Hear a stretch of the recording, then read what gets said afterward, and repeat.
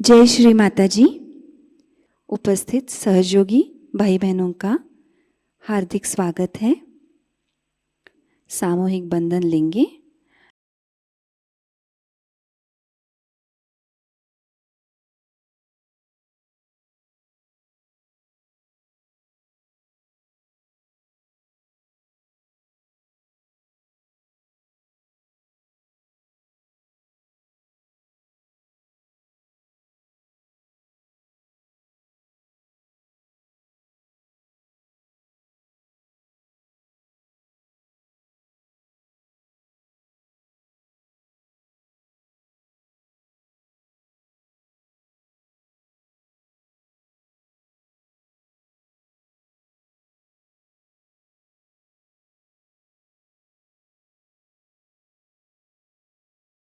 तीन महामंत्र और श्री गणेश मंत्र।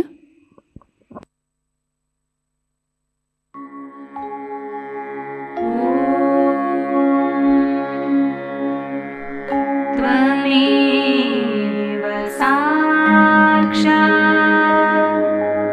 श्री महालक्ष्मी महासरस्वती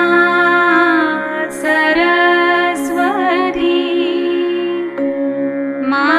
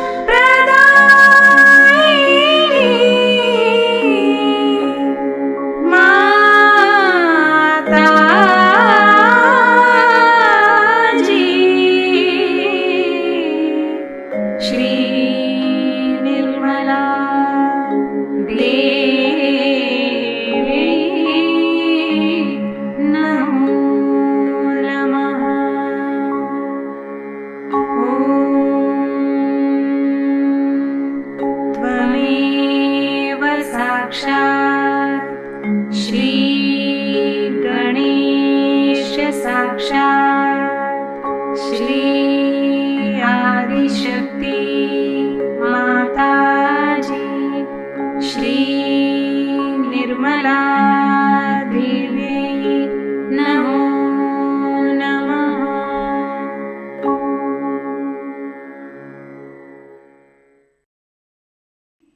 श्री माताजी कृपावंत होकर हमारे आत्म साक्षात्कार को दृढ़ कर दीजिए। कुछ क्षण परम चैतन्य का अनुभव लेते हैं।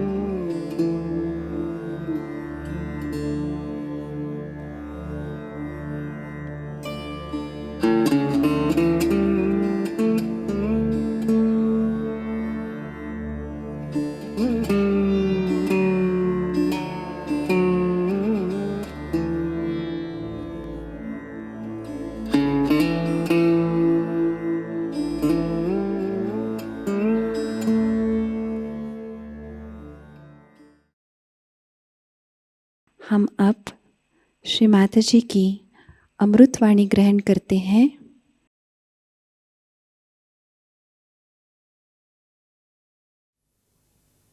Today it's a great day for us, for all the Sahajogis, that on this day, let's say we are late by 1 day or 2 days.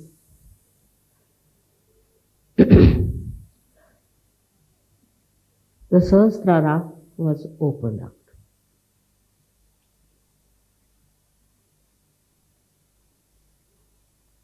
It was just a miracle, I should say, because I didn't think that I am at a point where it could be done.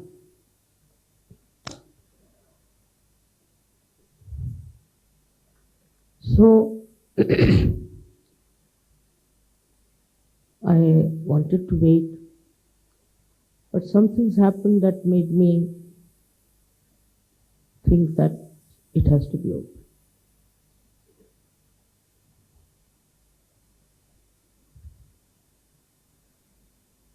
It was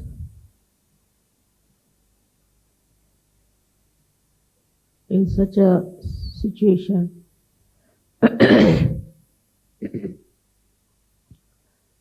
that I felt if I delay it anymore now, it may help these false gurus to spread their nonsense all over.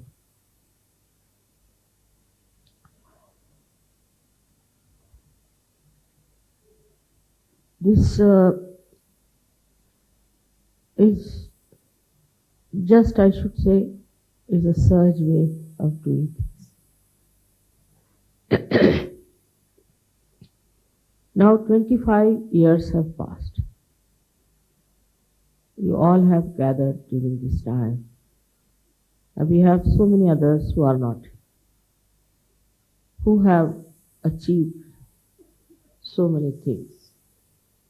But perhaps we are not aware as to what we have achieved in the real sense of it. You've got your vibrations. You can feel this all-pervading power. You are, as they say, swimming in the ocean of joy. You are all enjoying the collectivity and that you have transcended many of your limitations. All this has happened to you because it is your right to have it. I don't take any credit for it. Only thing, all the time I've been pointing it out to you. One thing, that now you have entered into the kingdom of God and enjoy yourself. We have to see around ourselves. The whole nature enjoys itself, doesn't bother about anything. They haven't got realization. They haven't felt the Param Chaitanya. But how is it they know that we have to enjoy? The flowers that come out for a short time and fade out. But as long as they live, they are very happy. They don't think of their past or of their future, but they enjoy the present. And in the present, they enjoy what? Is that they are fragrant and giving fragrance to others. They are beautiful and they are soothing others. The whole nature is like that. If you look at the birds or anything that we call as natural, it's all sort of in a meditative mood. All these hills and big, big mountains, they look as if they are witness to whatever has been happening. Now, we have to really first look back what we have achieved. That is important, because if you are climbing up on a hill, if you look back, you get a shock and you may fall down. So normally people say never look back. But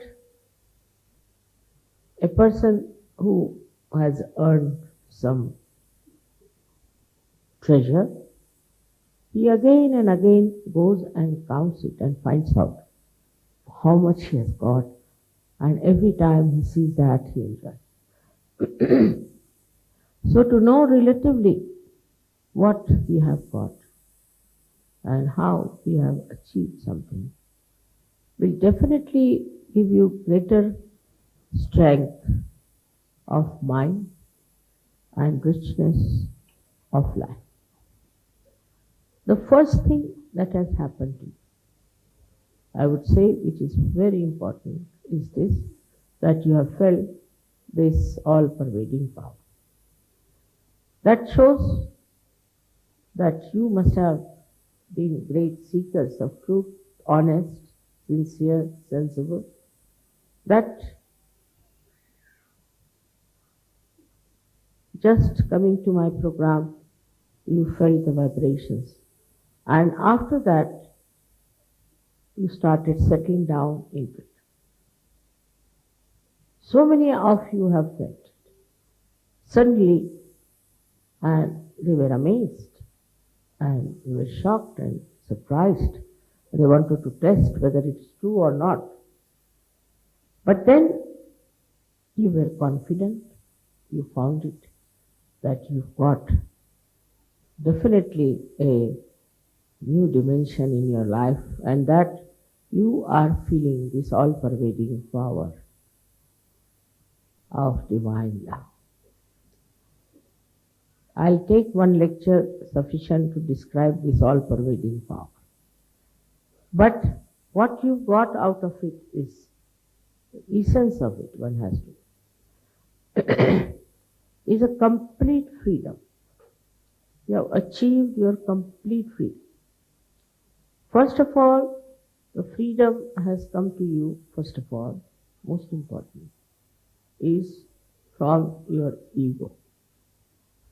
This wall of ego you have crossed. You have got out of the bondage of this ego, which was really so much full of problems for you. So many things this ego does of which you are not aware. Firstly, a person who is egoist doesn't mind hurting anyone. He hurts, but if he is hurt, he doesn't like it. Immediately start crying. Especially, I've seen people who have too much ego are very easily hurt, but they don't understand how many people they have hurt already, and how many are really frightened of such a person. So you got rid of your ego. It is sinful to hurt any other human being for anything, for whatever may be the reason that you feel you should hurt another. The first is the revenge. The idea of revenge is there, that I must take a revenge on the person who has hurt me or has done some wrong to me or something of that kind. This idea of revenge comes when you react. Some react very violently. I've seen people murdering each other in the name of revenge, killing their own kith and kin, killing their fellow men, their countrymen all over the world is some sort of a stupid idea of revenge. But if you go to the subtle side of revenge, what is it? What revenge have you taken? Supposing there is somebody who has troubled you, you are angry with that person, and you have killed that person, so you have actually saved him. He won't have to suffer from guilty conscience, he won't have to do anything, it's just finished.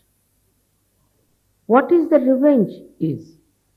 The revenge should be only by which a person gets out of his idea of killing others. Like a sword never fights a sword, it fights the shield. In the same way, the revenge that we think we can take on another person is not a revenge. Because any action you take in the name of revenge comes back to you and hurts you much more. So many things can happen if a person in the name of revenge starts acting.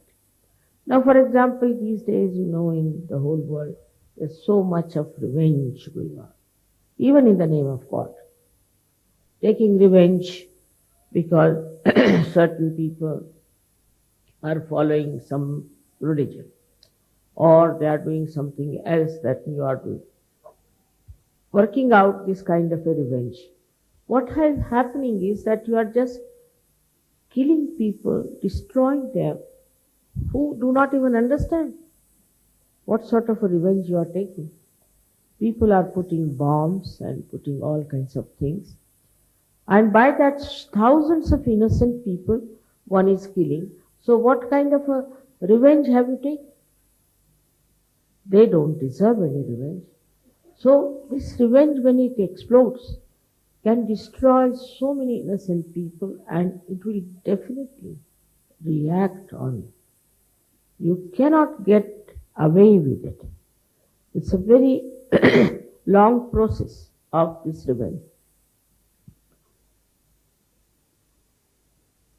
I have told you about Bermuda Triangle, what they say, that so many blacks were taken, slaves, and were drowned in that age.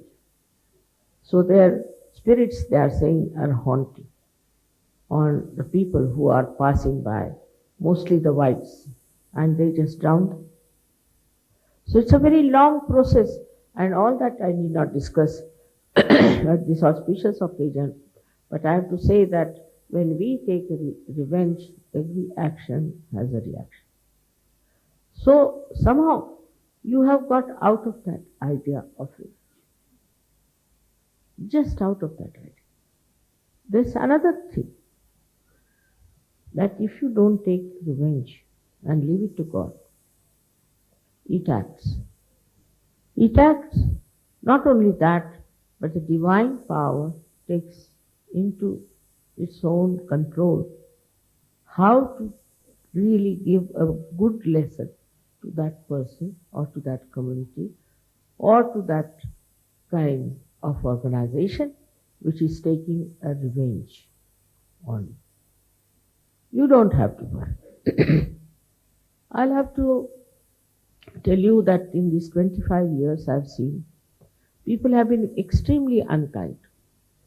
Many organizations, many so-called religions and all kinds of things have been after us. Media has been after us. Take the example of French media. They tried to trouble us so much and tried to bring bad name to us. Doesn't matter. The media people now, 3 of them who went to India are now under warrant, and if they go to India, they will be arrested. I didn't do anything. We didn't do anything. Secondly, the same media, the same newspapers are all bankrupt. You didn't do anything about it. You didn't go and say that they should become bankrupt. You didn't take any revenge. Why should we? Why should we take any revenge? Because we are not bothered as to what happens. We are not bothered as to what these people have done to us. But legally they are now involved in such a way that they are under warrant, and if they go to India, they will be arrested. And the whole of French government is with them. All of them are trying so much, but this punishment is on their head. In their lifetime, they didn't have to die or anything. In their lifetime, they have got. So, you have got this special power that you don't have to take revenge, or you have to just forgive. Just forgive, and the forgiveness will look after the whole arrangement of how to bring the other person to its proper path. So, once you are out of this idea of revenge, you really feel very peaceful, extremely peaceful. Because this peace that you have within yourself is not unnatural, it's not mental, but it just happens to you. It's all right, so what? They have said they have done anything wrong to us, why should we? So many things are there which I can tell you have worked out automatically. Now in Turkey, they told me that there is some boy who is from England, and he went and told the media something against Sahajayoga, and it was all published. But in the court, he confessed that whatever I said was wrong. Nobody went and told him, nobody threatened him, nothing happened. So from your point of view, you must understand that you are not going to get into any mess of taking revenge of anyone, because you belong to the government of God. And this government is extremely alert, very genuine, and also extremely efficient. And as far as you are concerned, you are a citizen of that great kingdom. So what you have achieved is the citizenship of this great kingdom of God, where you should feel absolutely secure. The man who is secure is never afraid. Never afraid.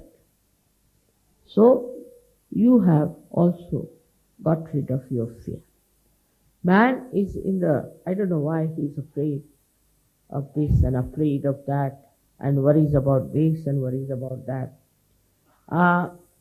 It's something surprising how they worry about their health, worry about their family, their children, their house, all sorts. But Sahajogis don't.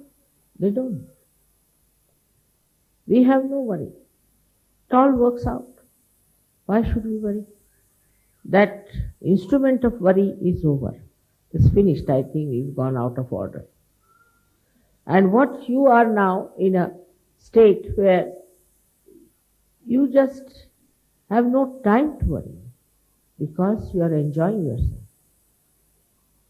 This fear I have seen in people works so much that so many diseases people get out of fear. So many. Especially most of these left-sided diseases people get out of fear. What is there to fear? This is like you beat the Mother Earth saying that there's a snake. There's no snake, but you may just feel that way and you may go on. With this fear, anybody, any kind of a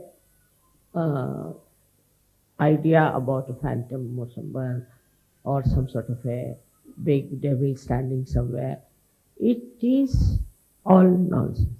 For you, it doesn't exist.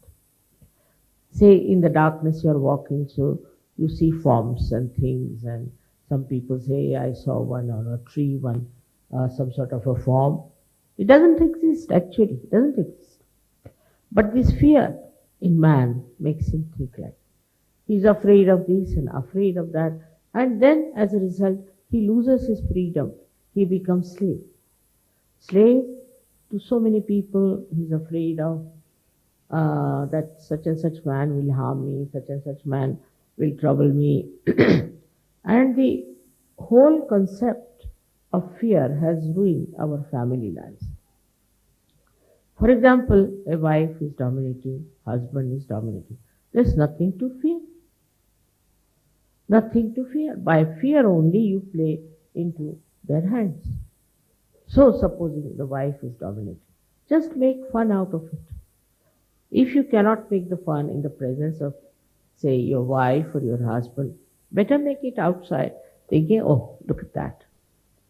It is your special quality now that you can really get rid of your fear completely. What is there to be afraid of wife or afraid of husband? What can he do to you? At the most he'll kill you. So what? You are going to die in any way.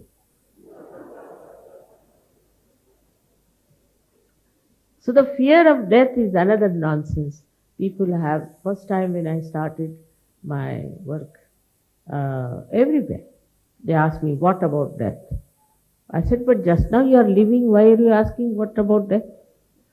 So many people ask me question, what about our death? But why do you want to know about it? I'll tell you what about today, just now.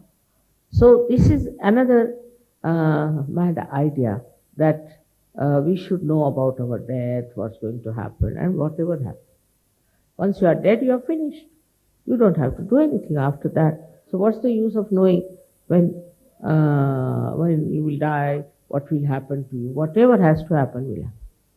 We never ask that when I sleep, what will happen to me, do we? And this is a permanent sleep, and we worry so much about it that we should know what will happen after that. One has to die at the time whenever it has to die, because whatever is born has to be dead. But you do know that you have got eternal life. You can never die. Death is not this body disappearing. Death is where you are absolutely without any control of your soul live. Once you are a realized soul, you have all the control, all the powers to take your soul wherever you feel like.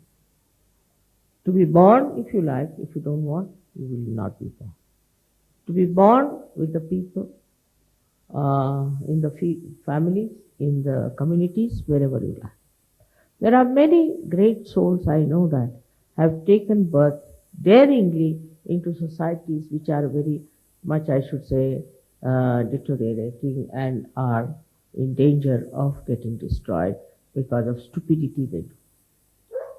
So this happening, that we are afraid of death, is absolutely absurd for such of us.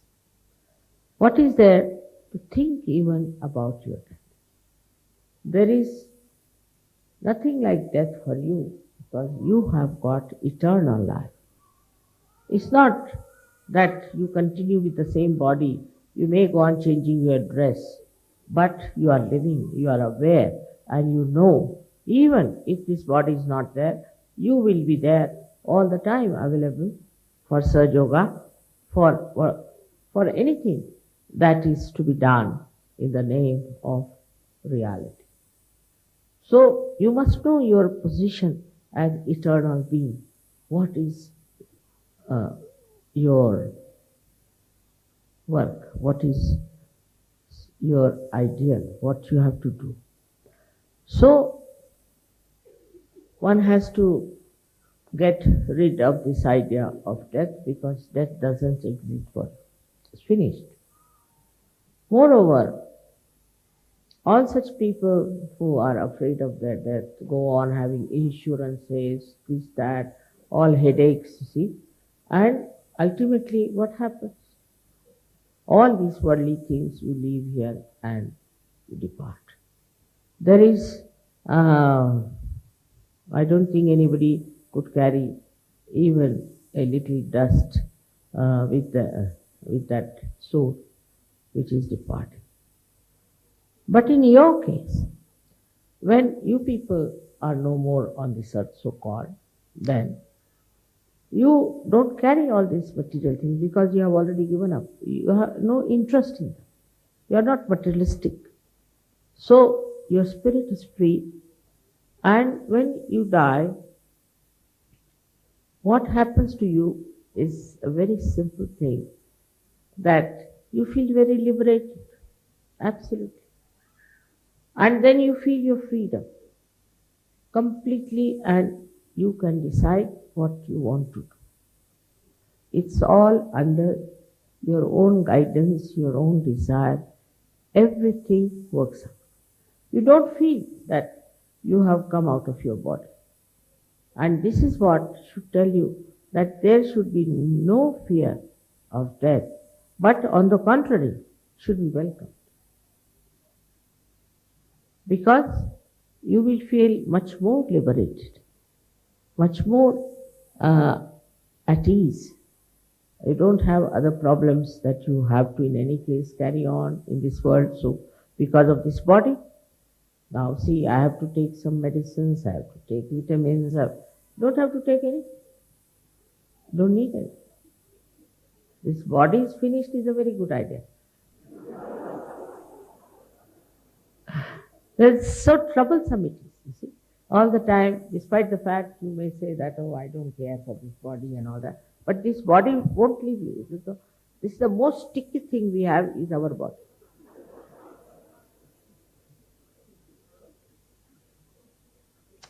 So to forget about death should be the easiest thing for you. We have broken many walls. As you know very well, that the conditionings we have finished that. Very surprising. I've seen people when they get their realization, immediately after that they start seeing around them. They'll immediately tell you what's wrong with their religion. Then they'll tell you what's wrong with their country, what's wrong with their culture.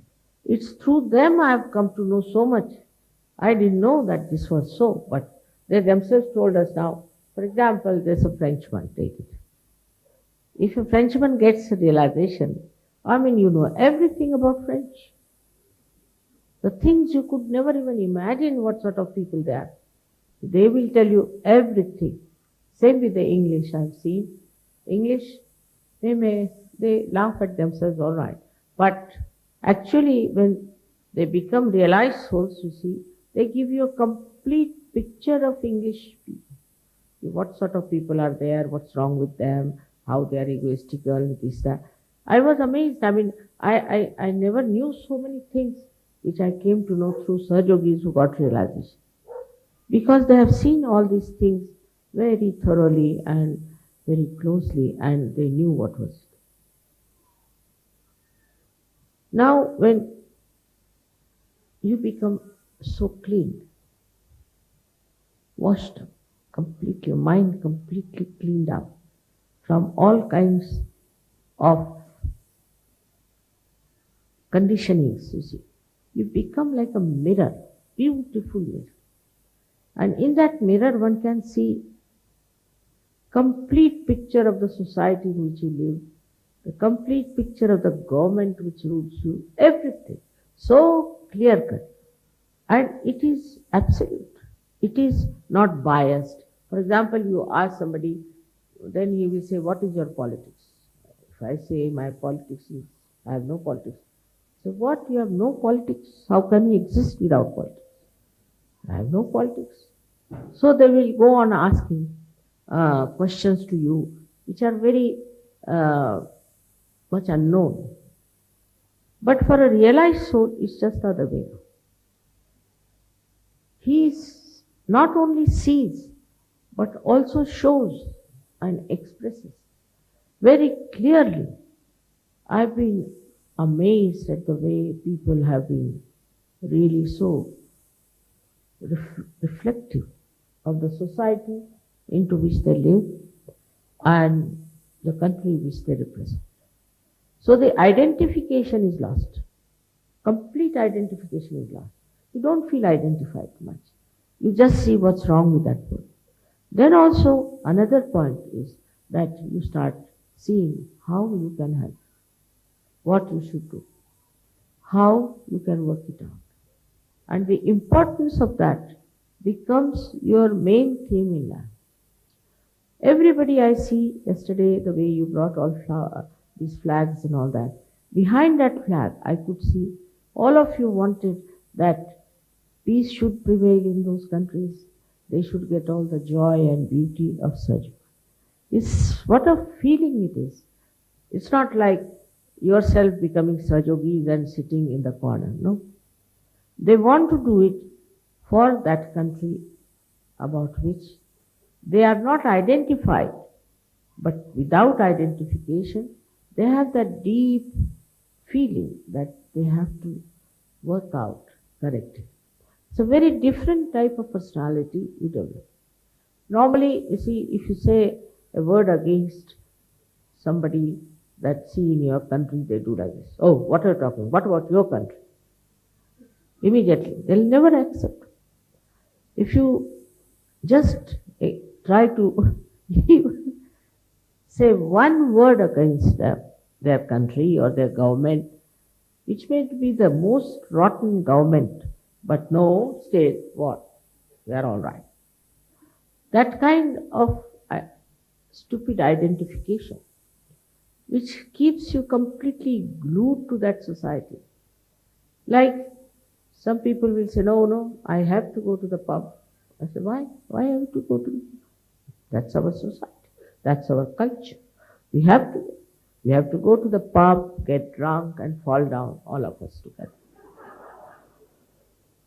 That's the sort of thing we are. We can't help it. You see, this is what it is.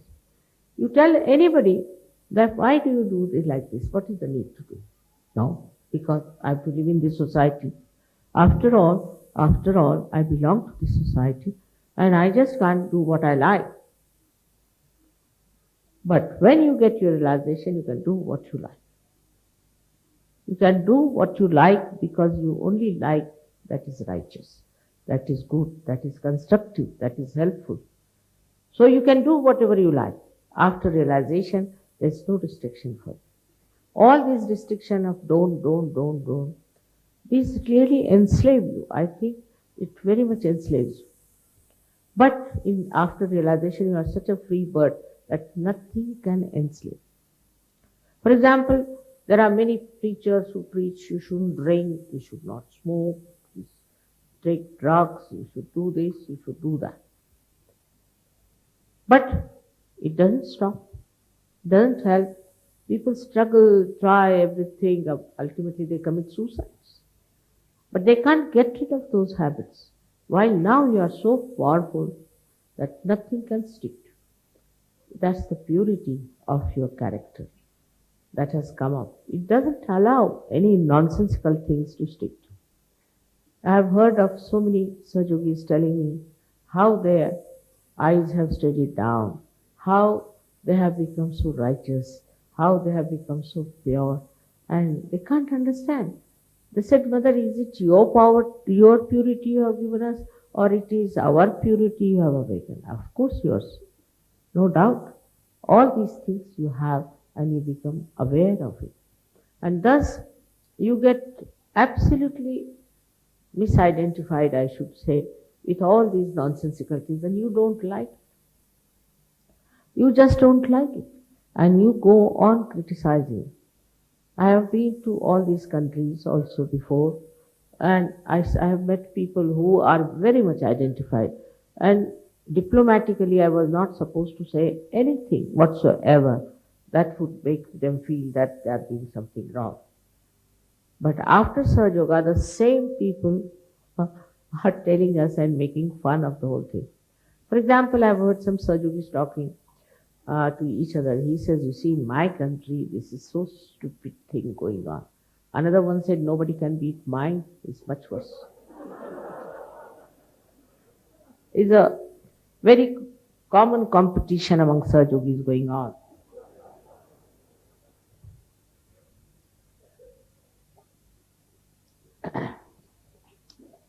So that we have to see how pure we have become.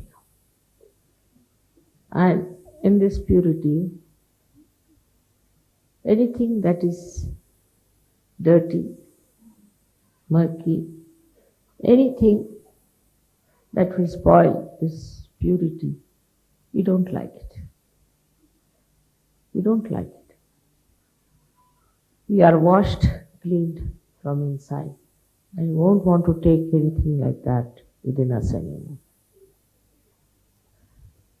Then I have seen also the way people have become so compassionate.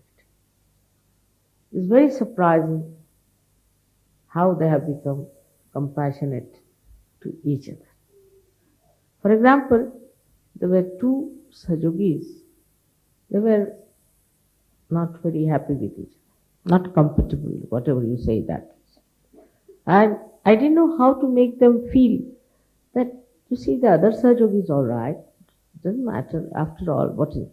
No, I don't like this thing. And the another one would say, I don't like this thing about him. So it went on, I don't like. He says, I don't like. I mean, they were seeing each other's defects or whatever you may call it. So I said, all right, now will you meditate for some time again? Meditate. And I said, now, do you love me? She said, one says, I love you more than he loves. I said, difficult situation. How to make them understand now that you cannot weigh your love. You cannot make a chart out of it. It is something within yourself. And if you love somebody, then you enjoy it. I mean, you cannot qualify it, you cannot quantify it. But this was going on with these two gentlemen together. And I thought, now what to do? They are very important and still there's no understanding between the two.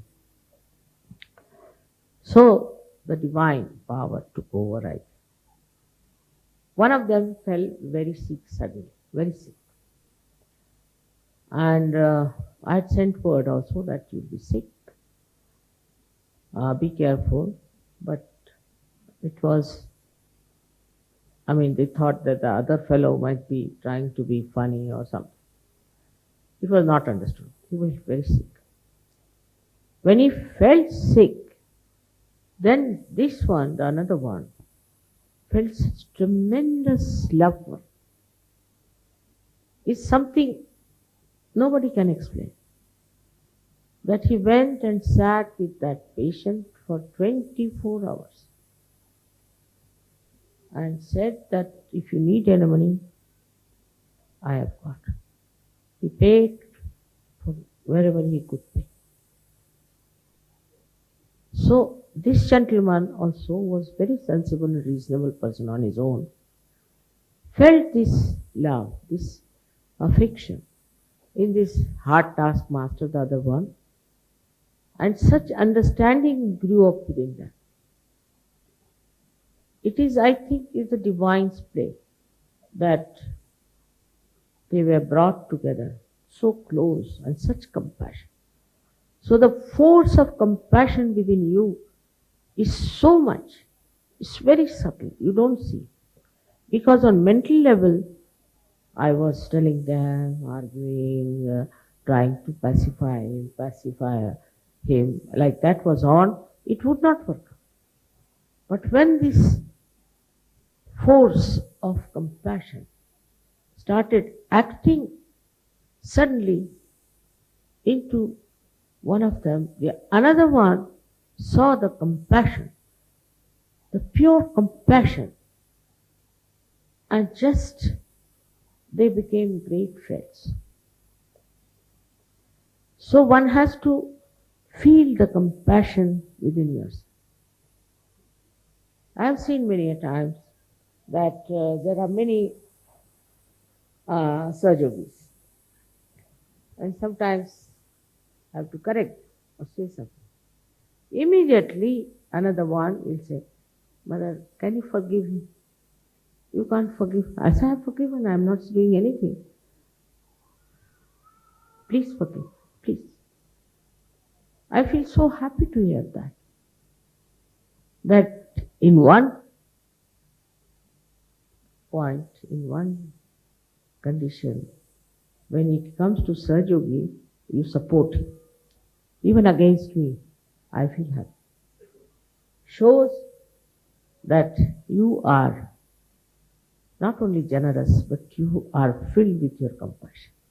So this source of compassion which is within your being, in your heart, you have to just open your heart. If you open that heart, it's like opening the Sahastrara. You will be amazed how you can forgive people and you can live with them. I have reports which disturbs me many a times that people are forming different groups and having different ashrams and they don't come to the collective and all that. I feel very much concerned. Now what is missing is, of course, there are also some people who think that they must have a separate, their own organization and why should they be in the collective and all that. So that it is definite that such a person has not yet achieved that state of compassion. In the state of compassion, you like that somebody tells you that don't say anything to such and such person. I don't want you to say this. It's very, very joy-giving to me. Like we had one couple, They were quarreling throughout. They used to send me letters after letters. Mama was fed up. Telephones after telephones, both of them quarreling. Quarreling so much. I didn't know what to do with them. So, I thought that it's better that they divorce and finish it off. And I told them separately that you better divorce each other and get out of it. But the complaints you have are such that they cannot be solved. I said, how? I said, you are saying that my husband doesn't give me more time, he's always out, and he doesn't spend any nice moments with me, we don't go out, and all these complaints are there. And the husband says that she always troubles me, that I must take her out, and I must do this, and I must do that. I want to do it, but I can't do it.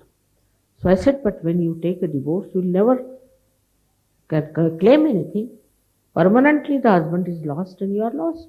So why do you want to do such a thing?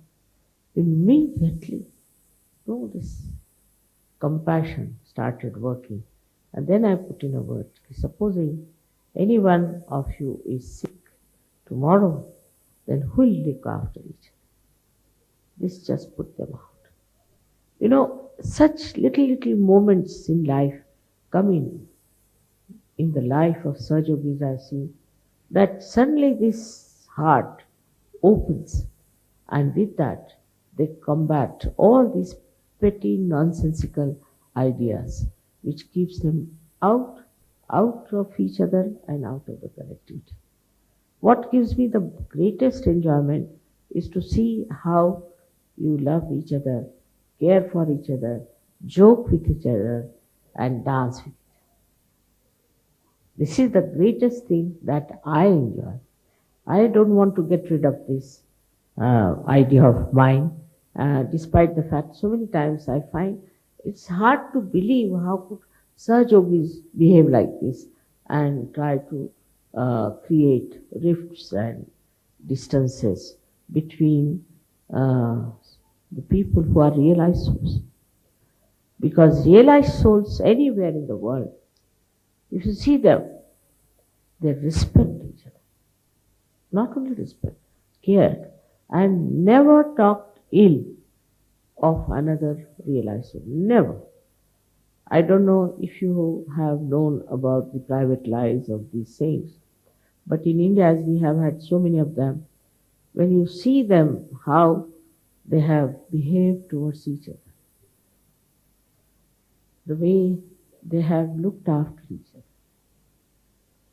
it's so beautiful, it's so noble, as if they care for the other Sahajogi or yogi or a realized soul than for themselves.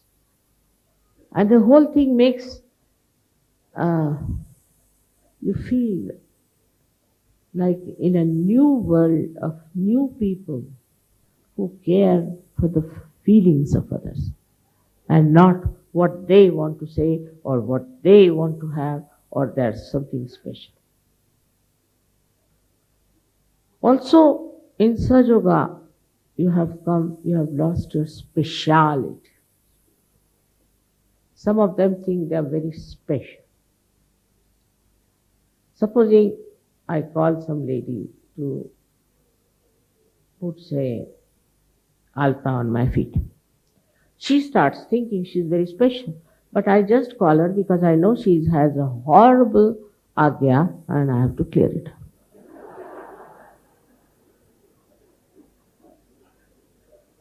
And when somebody told me, Mother, she thinks something very special, I said, really? What makes her think like that? Because you call her to put some alta on your feet.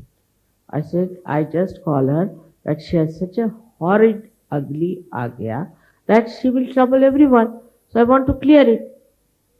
So, either I should have told her that you are a very egoistical, horrible, and all the words that are possible. Otherwise she won't understand. It's so surprising. There is one lady who was really very nasty to her in-laws and everybody in India, and she came to see me. I called her. I actually scolded her. I said, "What business you had to behave like this here? Your father, who was such a racist, you never said a word against him. And why are you talking so much against these people?" I scolded her. She went out and told, "Oh, look at mother has called me.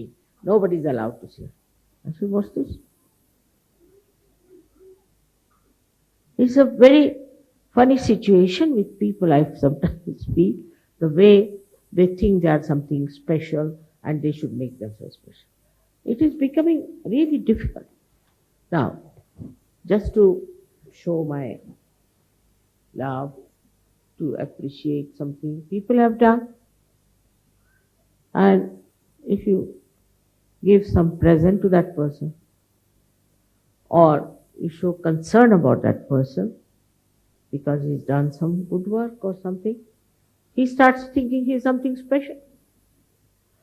I mean, it's an impossible situation because I expect that if I have done anything good to that person or in any way suggested my concern about a person, that person has to become a very good Sahajogi, in the sense the most humble and honest and loving person. Otherwise, it has no meaning. No use being good to anyone if that means that person jumps into hell. So this one is also another idea of speciality.